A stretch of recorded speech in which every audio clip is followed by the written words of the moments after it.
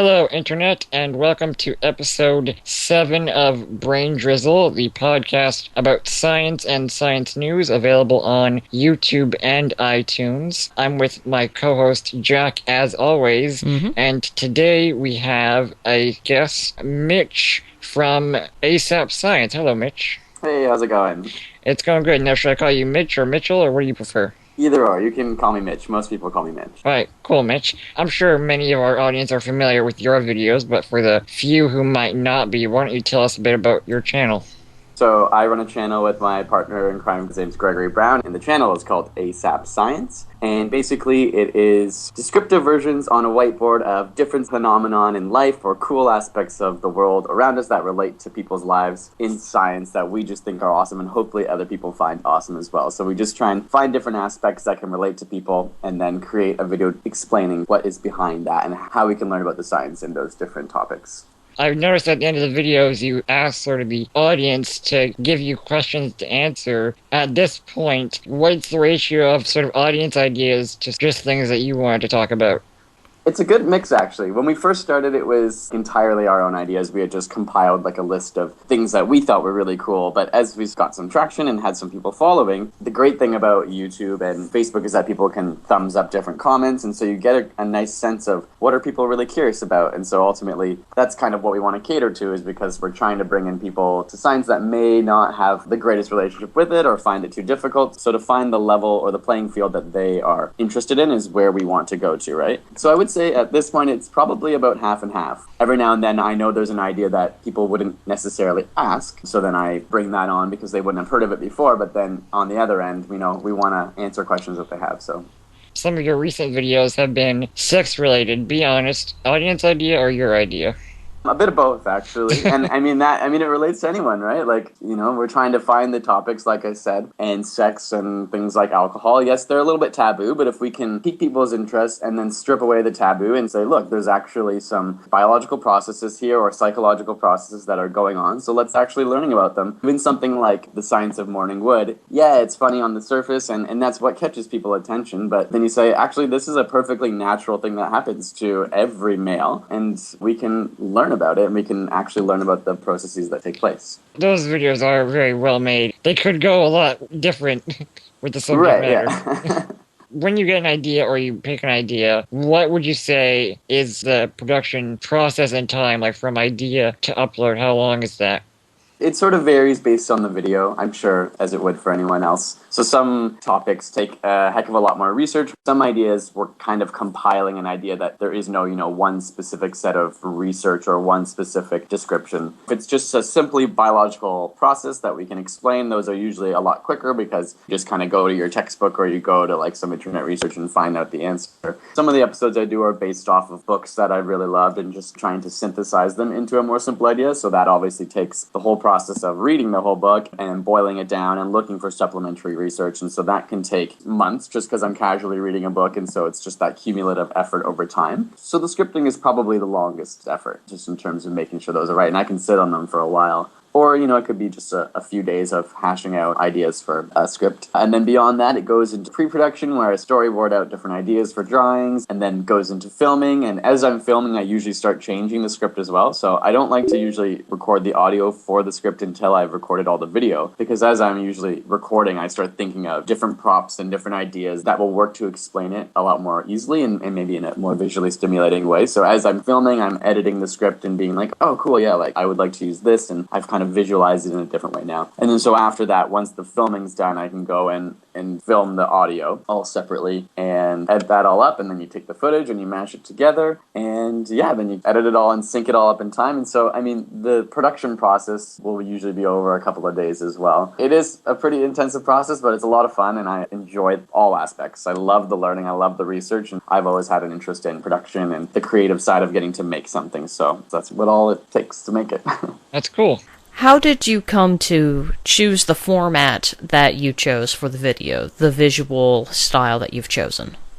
It was a couple of things. I think I had seen a couple other whiteboard style channels or just plain singular videos out there in the similar style, and I just found that it was effective for me. So even in, university or watching videos where you learn, where you're not really having to be interacting with a human face or something like that, it's a different style. And for me, I always found it really effective because you're constantly engaged, things are moving, and it's matching with the words in a nice way. And then obviously channels like Minute Physics or RSA Animate, we had seen, and I loved those channels and just found it to be really effective in terms of how it was working for me, and it was engaging me and entertaining. And so we kind of took those elements, and I found it to be a way that I thought would work for a lot of other people. And that's basically where the aesthetic came from, was a compilation of, inspiration from other channels as well as what resonated with me, and pulling that together in hopefully a bit of a twist, a different way, and then going from there. I do like that visual style. If only I could draw, but I thought the same, actually. I'm not an artist. Actually, Greg is an artist, but he doesn't live in the same place as me anymore, and I do all the production. So I'm not a drawer by any means, and so it's been a journey for me to learn how to draw, going from stick figures to oftentimes I'll try and look for inspirational images online that can pique my drawing ability and base it off different things. I've noticed the more and more I draw, the more practice you get and the better and more confident you are with drawing. So it really is, I should say, I'm not a drawer. Now, you mentioned that partner in crime before. What are your roles, or have you sort of done it solo, or is he still involved? Yeah, he's totally still involved. It did start basically a 50-50. So we're based in Toronto, Canada, and we both lived here and grew up here. And we started the channel, and we both write the scripts together and then film it as a co-op together. And then I usually did the editing and the post work. But then he's actually teaching in the UK now, science to high school students there. So in terms of which aspects he can fit into his schedule, we still write scripts together, and we have a volunteer translation team that he manages all of that. In terms of the video production, now most of that has come onto me because it takes being physically here with all of the stuff to actually do it. I have the time, so ASAP Science is now my full-time commitment, where he has another job. So primarily the production end is mine, but then ideas and scripts and stuff like that we're constantly reviewing together. That's cool. He teaches science in the UK now, so does he use any of your videos? Yeah, actually, it's funny. And I get tons of teachers emailing or messaging being like, oh, we use your videos during class, and it's the only time kids will stop talking and listen. And it's nice to know that it's being used, because we didn't design the episodes to necessarily be used for curriculum, right? In our minds, it was, these are the things that you won't necessarily learn in school, or these are the things that are more related to your direct lives than getting into the specific nitty-gritty science that you might in school. But it is really cool that if that's what can inspire, whether it be kids or adults or anyone who's just a beginner or just has an interest in science, it's just nice to know that that's where they can be placed. And it does actually sometimes align with curriculum, or align with at least just getting that attention of a kid to be interested in the lesson for the day. And I imagine it's a good format because it's very quick, it's very condensed, and it is very visual, so once they're paying attention, you can be like, now read the textbook. Yeah, exactly. And I think it is trying to, learning anything, whether it's science or any other topic, is really about, capturing the imagination of someone. Because if you can be inspired, or if it just takes you in the right way, you're more likely to want to learn and be excited about learning. And I'm sure the things that you guys know, or anyone who's listening, the things you know so much about are the things that either resonate with you or you're just passionate about. And it's usually some little thing that inspires you about it, and you get obsessed with it, and then it leads you down this trail of more and more knowledge and more learning about it. And, certainly for myself, that's what happened with science. It was just a couple of teachers through my education happened to be really amazing teachers and give some great lessons, and I felt lucky because those kind of tips the scale for me in terms of, hey, they've sparked my interest, and that's so cool, and I'm so glad they told me that. I want to learn more. And it kind of becomes this spiral of, once you've been introduced to something interesting, it just kind of gets more and more, and you're more interested, you're going to check out more, and then you have another teacher show you something, another awesome thing, and it kind of leads you down the rabbit hole. You mentioned that obviously your videos semi-focus on biology, but you cover sort of a wide range of topics. But is your background production-based, or do you have a science background? Yeah, we both have a biological science degree, and then my focus was in molecular genetics, and then Greg actually had a minor in studio art, and then went on to get another degree, a teaching degree, and obviously now he's a teacher. So we both have a background in science, but in terms of production, I've worked at studios and always had had a passion when I was younger. I got my first camera when I was really young and always was trying to like make movies and, do special effects. And then I got my first NLE video editor, and one thing led to another. And so that was always in tandem with the science interest. There was this interest in making productions or being creative and getting a chance to mold something that is your own. So now, is this channel your main thing, or do you have like a little side research side school, or is it just cranking out these videos? Yeah, now this has basically become my full time. I mean, I was working in labs for many years, and then my life went all around. I started working in the travel industry, and then that led me into like meeting some YouTubers and people on YouTube, doing stuff on YouTube. And it did just start as a fun pet project. We love science, and we are always trying to tell our friends the coolest things. So why don't we just put together these videos on the internet, sharing the other stuff we know with potentially the whole world? YouTube has this amazing potential to reach millions of people, if not billions. And so one thing led to another, and I never ever would have imagined that this would be like my full-time job, but now it is. So I spend most of my days, going through scripts, writing for the week, and we've got lots of other projects in the works, which take up quite a bit of my time, but those come in due course. I don't know, suppose you give us a little preview of any of those projects, or is that top secret stuff? Some top secret stuff. I mean, some iterations of, ASAP Science. It started as a YouTube channel, but how can we make it something more and make it more accessible to people who maybe aren't on YouTube and are in different spaces? And so that's, for us, YouTube's such an amazing platform, and I think that will always be the center of where we are and where we have it just gives you that potential to be spread all over the internet, but there's definitely other really interesting spaces to look at as well. Speaking of like other mediums, your Twitter feed is like one or two just random facts a day. Where the hell do you find those? Is that like half your day? So we have different Twitter facts every day in the realm of science, and then every day there's different science posts on Facebook, whether it's like science news or like a science meme or some update in science. I usually spend my mornings just like scouring the net. Usually as I'm like reading books and stuff, I try to like write down any interesting fact I find, and there's tons of stuff out there. It is a mix of, sometimes you stumble across a fact and you're not sure how accurate it is, so then there's a bit of research, and then you end up spending an hour trying to figure out if this one fact is true. And so it can be, a lot of time, but I've got a slew of books that have these really great science facts, and the internet's great for that. But it is a challenge, just make sure they're accurate and be consistent with that. And ideally what we would want to do, so here's maybe a bit of a preview for what might come. We would love to have like a web end where, for all those facts, because sometimes we do get people asking, why is that true? Or like, can you explain more? And it's like, well, on Twitter I can't really explain more because I have only so many characters. But, maybe if we had a web version of this, it could be some fact or fiction, or it could be some segment of the website that's devoted to further explaining these really interesting facts that are easily indigestible, but you can then come click over to our website and sort of see the info behind it. And so that's somewhere we, just trying to find ways to provide more to people who are interested. So the people who are following Twitter and do want to find out more about those facts, like, is there another platform that we can give them to sort of facilitate that? And that's kind of what we're looking at now. Yeah, that makes sense, because Twitter is really limited. So, and one of your sort of common things that you'll tweet about are different bizarre phobias. So do you have like a list of phobias? I mean, it's very easy to kind of look around and through medical books and stuff like that and just kind of, what is the phobia of the day we're going to talk about? Or, you just look through and find something interesting, and you find that the things that resonate with people the most, so the phobias that probably more people think they've experienced, are the ones that they're going to share more. And so it really does come down to that aspect of, it's a balance between finding like the good science and making sure they understand, but also finding science that is relatable. And that's our spin on it, is how do we make you understand the science that's already in your life, in your own life. That would be our focus. And with Twitter, like I said, it's difficult, but maybe there's some ways to enhance that through YouTube or through Facebook or through a website. Because I'm going to be honest, some of the phobias sound really made up.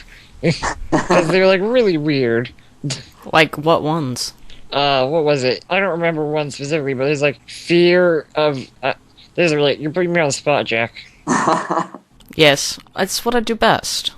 So I should say, like, some things are meant to be funny and jokes. So not, like, sometimes we'll put a quote out that's just meant to be funny, because we are, like, wanting to entertain people as well. So I think there's been one phobia that was, like, the fear of becoming so awesome that the entire Earth will die because you're too cool. And so obviously, I mean, that was like, it's not a real phobia as far as I know. Well, you but gotta be careful. You should put like a little winky face after it or something and be like, That's true. I tend to hope you're right, actually. I mean, this is the difficult thing with even YouTube and trying to make information concise, and you end up leaving out, from my perspective, like, that's obviously a joke, but you're right. Like, there's probably a lot of people that wouldn't see that. And so it's hard on Twitter to describe that, this is just kind of meant to be funny, and it's been described as a phobia on the internet, but I'm sure there's no, like, medical practitioner who's ever used that word. And so even with YouTube, we're trying to make it concise and digestible so as to not overwhelm people, but we come across some resistance sometimes of, you left out certain information, or some people rather getting the wrong impression because it was maybe explained too simply. So that's like a constant, battle's the wrong word, but, it's a lot of finessing goes on to try and figure out how do you make something entertaining and concise, but also truthful and relevant and contain as much important information as possible. People get the wrong conclusion. They're still coming to a conclusion, which means that they're thinking, which is a step in the right direction. You can't always control what people see because you don't have a prerequisite knowledge of what the background knowledge of your entire audience is going to be, like you would in, say, a classroom of ninth graders, for instance. Exactly. That's exactly it, is that you can't always get caught up in this. It won't be perfect for everyone, and some people will take a different message as anything. Anyone listens to a song or watches a movie or, even things that aren't scientific, it can be easy to interpret them in the wrong way. And, you see this in pop science news where sometimes research is kind of construed, maybe not even for the effect to try and construe it, but people just misunderstanding what was actually said. And so you can't always, as much as I try, and I'm sure anyone who's in this field is trying to make it as explicit as possible, you always have people bringing their own or making their own conclusions and personalizing it or turning it into something that's personified for them. For our videos, we do science news and we try and do it really condensed, and we also try to avoid the poppy hyped stuff, so we can sometimes rely a lot or put a lot of onus on our audience to know what's going on.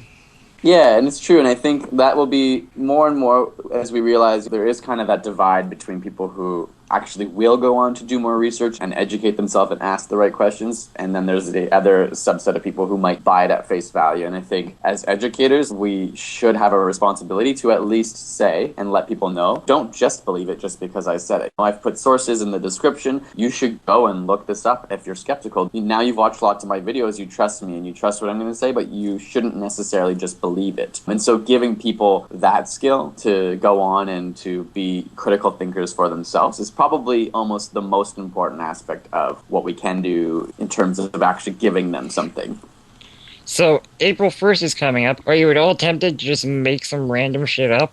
Yeah, just post a video? I hadn't even thought of that, actually. I'll be going away for the beginning of April, so I will probably be schedule videos, so I actually did not think of that at all. But perhaps, I don't know if it would cross some trust barrier. I know it's April 1st and most people would probably forgive us, but that's something to think about for sure.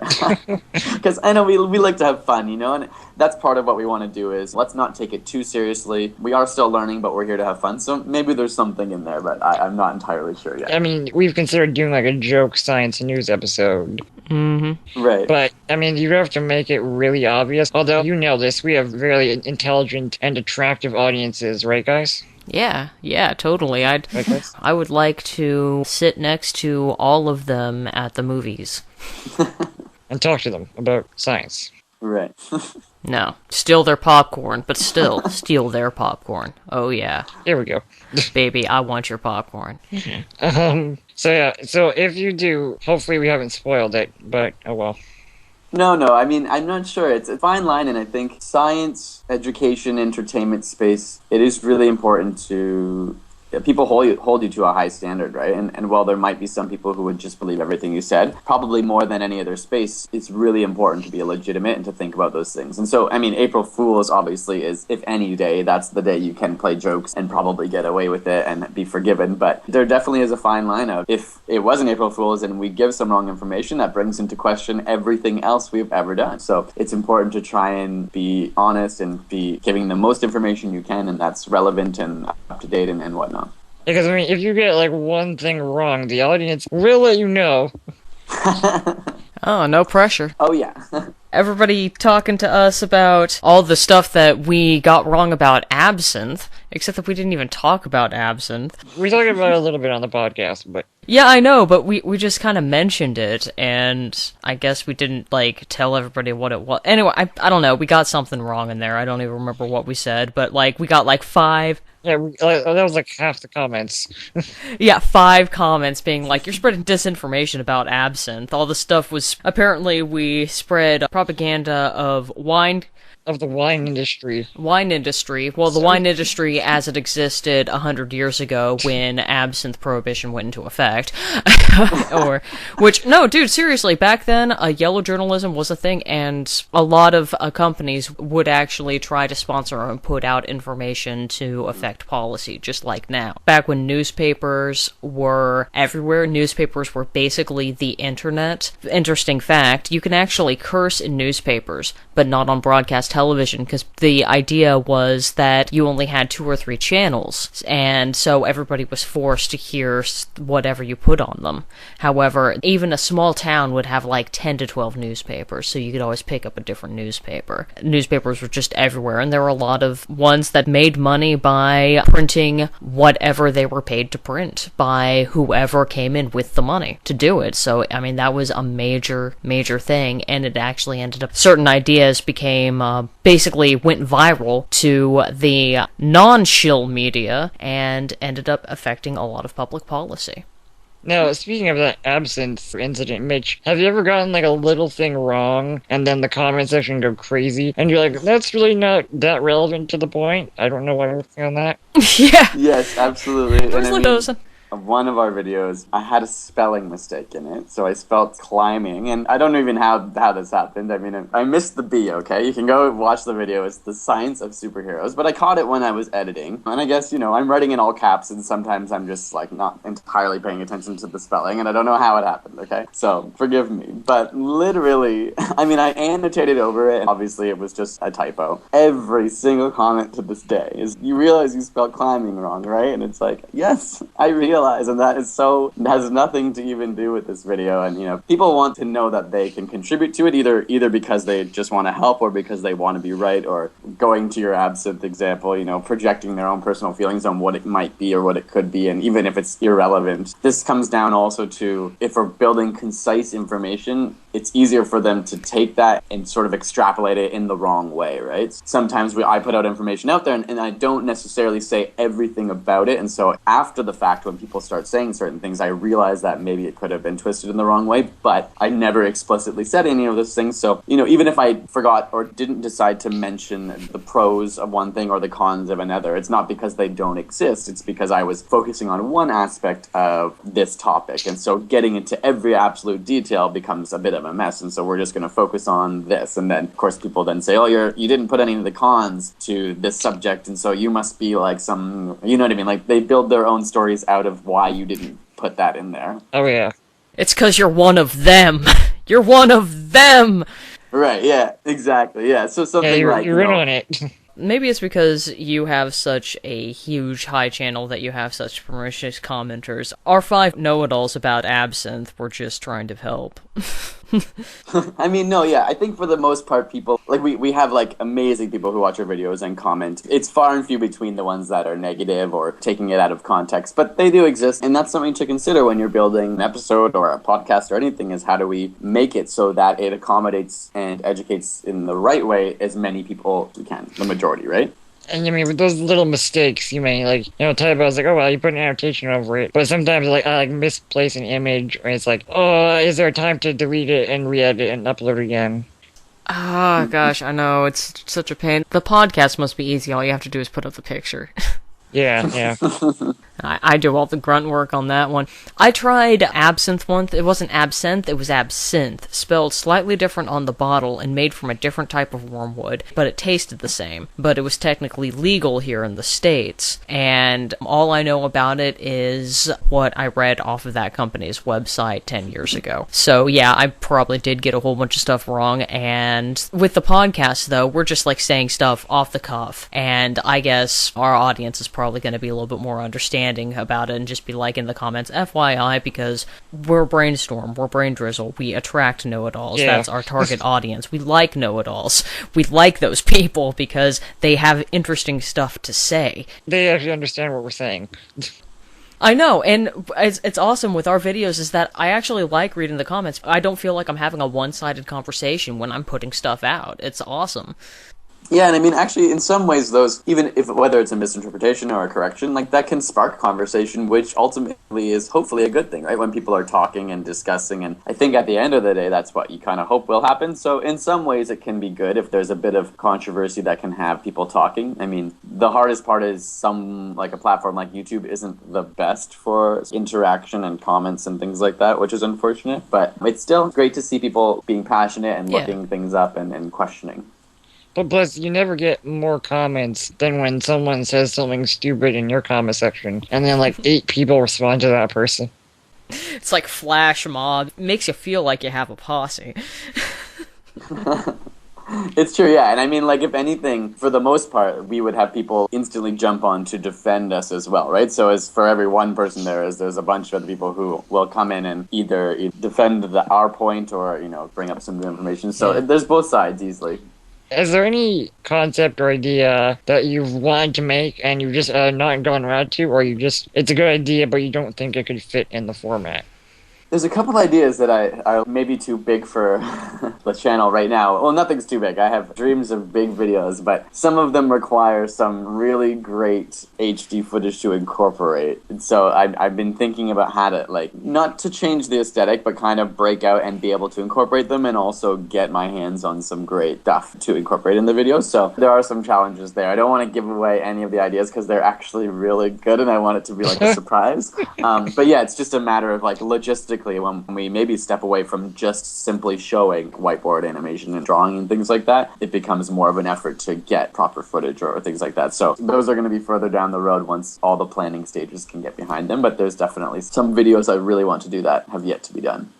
Will they include explosions? Well, that would be cool. If we could get it. Yeah, I mean, if we want to... I don't think anybody has actually combined that, the whiteboard format with the explosive chemical demonstration format. I mean, if you could combine the two, you might blow some minds, because, the whiteboard's kind of tame. I'm sorry, it is.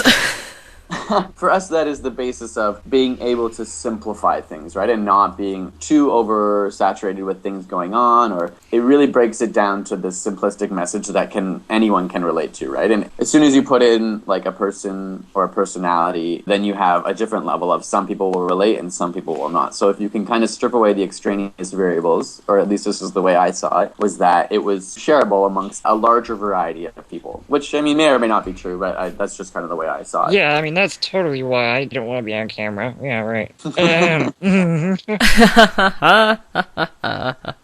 No, but I do relate, because it used to be back in the day when I would hop around the coffee shops and talk with the bums out there, I would always have to have like a pen and paper on my person, because the conversation would eventually need diagrams. Any good conversation, you eventually need some motherfucking diagrams. I swear, the other day I was talking to somebody on the phone. I was actually reading to him from this book to describe this thing that I was talking to him about, and there was a diagram, and I was trying to describe the diagram, and finally I says to this dude, I says, dude, get a pen and paper and draw exactly what I tell you. Describe to him the diagram, and then I read the passage again with the diagram in front of him. This is a thing that happened. The whiteboard is neat, and it's effective, but it's still tame. We've had thoughts to accentuate that sort of aesthetic. I think it will be the basis for our videos always, but if we can add in different elements that add more to the videos, we'll definitely experiment with those and see how people react to them and how it works in terms of still keeping the interest and keeping the simplicity of it, but we're definitely open to branching out of just sort of that whiteboard.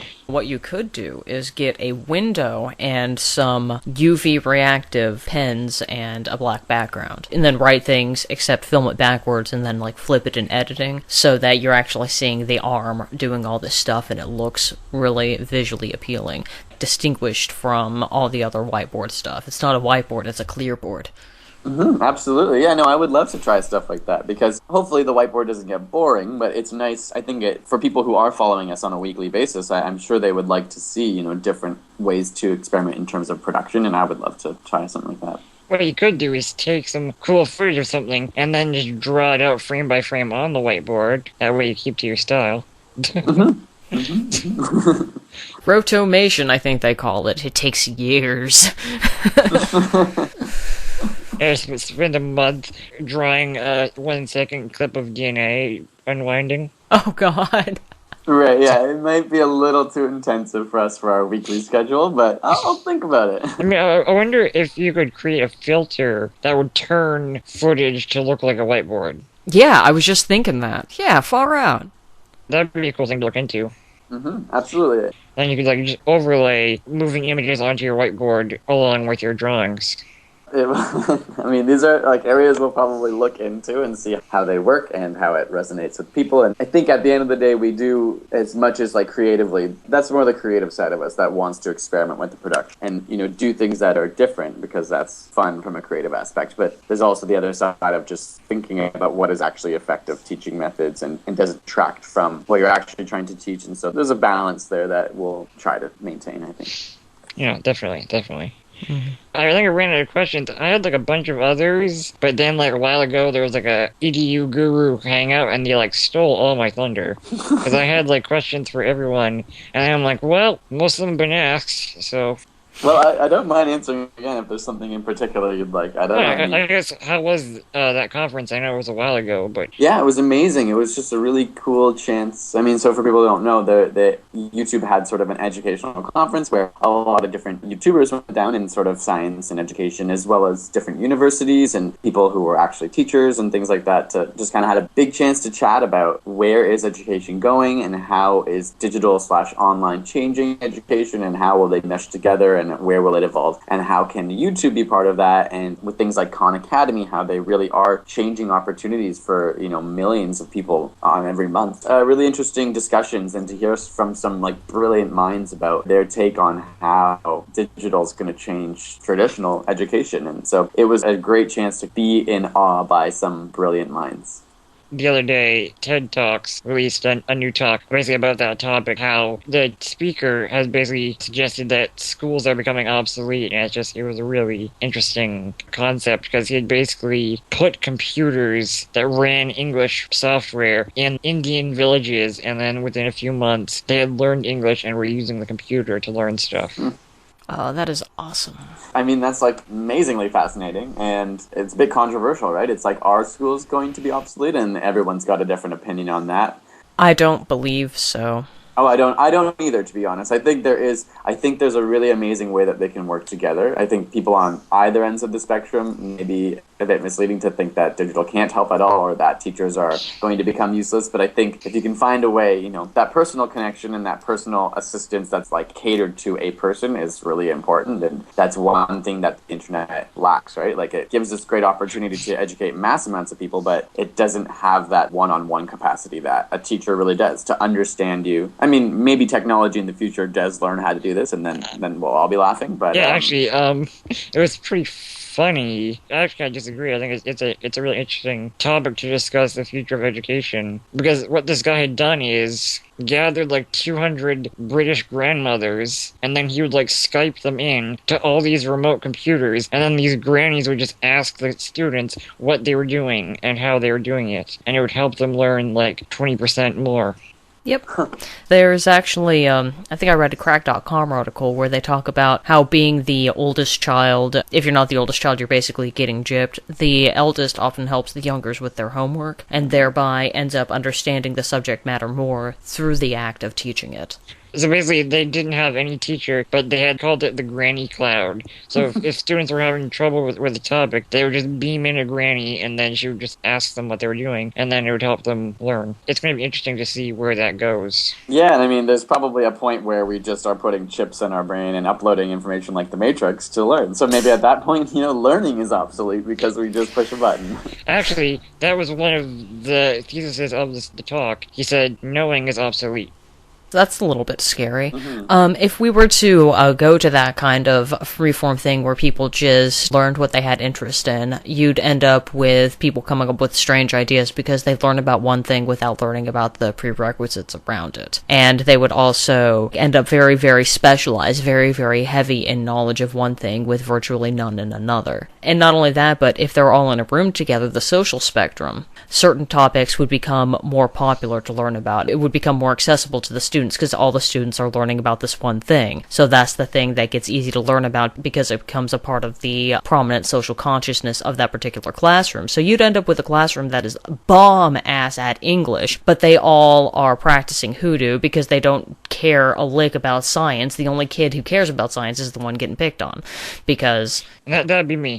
He cares about science. Yeah, me too. But it's like, there's a great potential for children to excel to prodigal levels with that kind of atmosphere. However, it is at the expense of a lot of different stuff because they need a well-rounded education. And that means they need a well-rounded curriculum created by teachers to help accomplish that. I believe that the internet can provide tools for that. I definitely believe in self-regulated and self-driven learning, but it should not be completely. I mean, look at homeschool programs. A lot of those kids basically have to rely on themselves to learn the curriculum because of the fact that their parents don't know everything and can only help so much. If you take a look at the strengths of those homeschooling programs and place them in the classrooms, I believe that we could probably find a good balance. Because I know that I did the best with what we call accelerated programs at an alternative high school that I went to. I did not do very well in the classroom. However, being able to be on my own on a computer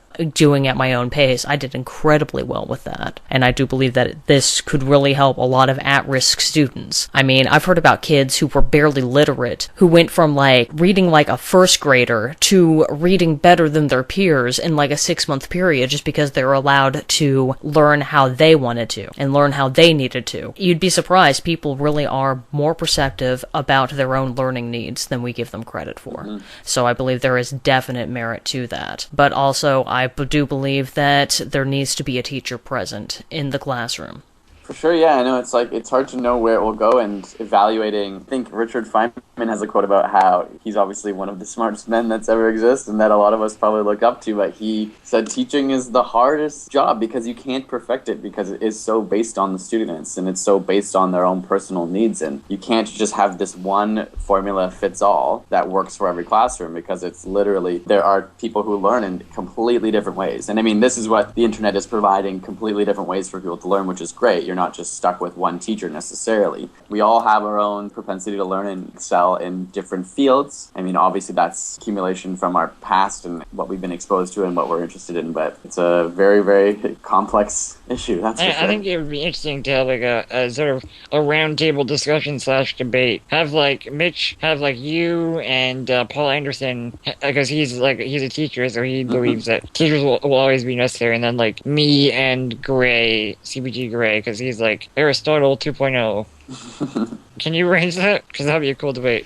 Right, yeah, I mean, I don't know CGP Gray personally, but if we can reach out to him maybe if you'd like to have that debate. I'm not even sure what I truly believe. I mean, I've thought about it, but it's so hard to really know how technology will even change in the next 5 years. We're not even really yet able to comprehend where it will go, right? Even without like the really cool idea of like uploading information. But I'm gonna link to that TED Talk in the description, because that like blew my mind with how resourceful he like literally put a computer in the wall of a slum in like a remote village in India. After a while, he started doing ridiculous things. He's like, I wonder how much they can learn about DNA replication. And he came back a few months later, and they're like, we don't know anything. He's like, oh, well, what was I expecting, right? And then a little girl raises her hand. It's like, yeah, we don't understand anything other than the fact that improper DNA replication causes disease. They'd figured that out without knowing English in like a few months. That's pretty cool, yeah. I'd love to watch that video. I'll link it in Skype for now, and then you can watch it later. But yeah, it blew my mind. That is really interesting how they had learned something, but they still considered they were very much aware of everything that they didn't know. it was pretty funny because he was like trying to disprove his own theory that kids could learn this much on their own. And then they're like, yeah, we understand that DNA replication causes disease and whatever. And he was like blown away. And the funny thing is, he gave the kids no instructions. Like, they had never seen a computer with the internet, and he just put it in the wall and walked away. Well, yeah, man. Haven't you ever seen children get a hold of something? They always figure the whole point of play is trying to learn about the world around them. They probably saw this as like a toy, and they treated it as such, and they explored it, and they learned, they reaped benefits. Learning gets you high. It's a fact. When you're interested in something, and you're getting all kinds of new input and new information, I'm pretty sure endorphins are released. I'm pretty sure. Yeah, and I mean, that speaks to the notion of enjoying what you're learning, right? And finding ways to entertain people while they're learning, because then they will actually learn a whole lot more if they're actually having fun and if they're engaged and if it's got this level of challenge but also intrigue. Putting a random computer in the middle of nowhere, people have a chance to learn, but it doesn't feel like learning. They're not being told you must learn this sentence or this fact. It's kind of like, here, just learn and have fun, and here's some experiment for you. With that broad topic left in the wind, I think that's all we can talk about for today. It was really awesome having you on the show. Absolutely. Thank you for having me. We're on YouTube and iTunes. In the video description of the YouTube version, we'll link your channel and Twitter and whatnot. And, yeah, thank you. Yeah, thanks, guys. Yeah, that was fun. Yeah, it was fun. Alright, so I think we'll end it there. Yeah, so that was cool. Da da da da da da.